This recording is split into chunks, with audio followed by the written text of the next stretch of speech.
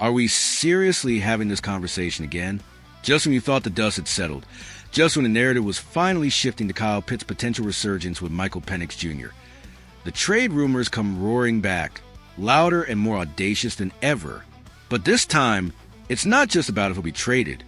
It's about the utterly mind-boggling suggestion of where he might go, to our most hated division rival, the Tampa Bay Buccaneers. Are you kidding me? Is this some kind of sick joke? Or are we truly living in a timeline where the Falcons would even consider sending a $32 million high-ceiling talent to the very team we battle twice a year for NFC South supremacy? It's enough to make you question everything you thought you knew about NFL strategy, isn't it? Welcome back, Falcons faithful, to a discussion that feels less like analysis and more like a recurring nightmare. For weeks, we've been dissecting every snap, every target, every whisper surrounding Kyle Pitts. We saw glimmers of hope in Week 1, a burgeoning connection with our new quarterback, Michael Penix Jr., that promised a brighter future for the former first-rounder. Yet, here we are, once again staring down the barrel of trade speculation, but with a twist so outlandish it demands our immediate attention. Today, we're diving deep into the latest reports suggesting not only that teams are inquiring about Pitts, but that a division rival might actually be bold enough to make a play for him. The latest intel comes from NFL insider Jordan Schultz, who reports that multiple teams have reached out to the Falcons about Kyle Pitts' availability. Now, before you start hyperventilating, Schultz quickly adds that nothing is imminent and that our beloved Falcons would still prefer to keep him. This is crucial context. It tells us that Atlanta isn't actively shopping Pitts, isn't desperately trying to offload him. They recognize the immense talent, the high ceiling, and the investment they've made in him. However, the caveat is equally important. It would take at least a day to pick to even begin serious conversations. This isn't a fire sale, but it does confirm that for the right price, the Falcons are at least willing to pick up the phone. It's a delicate dance, balancing the desire to retain a generational talent with the pragmatic reality of the NFL trade market. Adding another layer of complexity to this already intricate situation is the perspective of Kyle Pitts himself. ESPN's Jeremy Fowler, a well-respected voice in the league, suggests that while Pitts loves Atlanta and isn't actively asking for a trade, he might be open to the possibility of moving to a better offense where he has more prominence. This is a nuanced take. It doesn't paint Pitts as disgruntled or disloyal, but rather as a competitor who, like any elite athlete, want to maximize his potential and be a focal point in offense.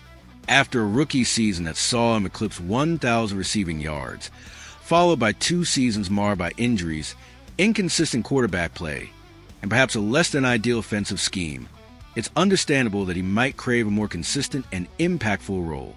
This isn't a demand, but a quiet acknowledgement of what could be, and it certainly adds fuel to the speculative fire. But then, we come to the truly jaw-dropping part of this conversation. In a hypothetical trade proposal that feels like it was conjured from the darkest corners of a rival fan's imagination, Josh Chrysler, the pewter plank, suggests that the Tampa Bay Buccaneers, our sworn NFC South rivals, should make an offer for Pitts. Let that sink in for a moment. The Tampa Bay Buccaneers, the team we battle tooth and nail twice a year, the team whose victories sting the most. The idea of sending a player with Pitt's dynamic talent and higher upside to them is, frankly, an affront to every Falcons fan.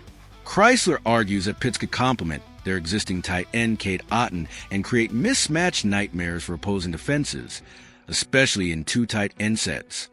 And you know what? He's not wrong about Pitt's potential impact. That's precisely why this hypothetical is so infuriating. Imagine Pitts, with his unparalleled athleticism and catch radius, lining up against us twice a year, making plays for them.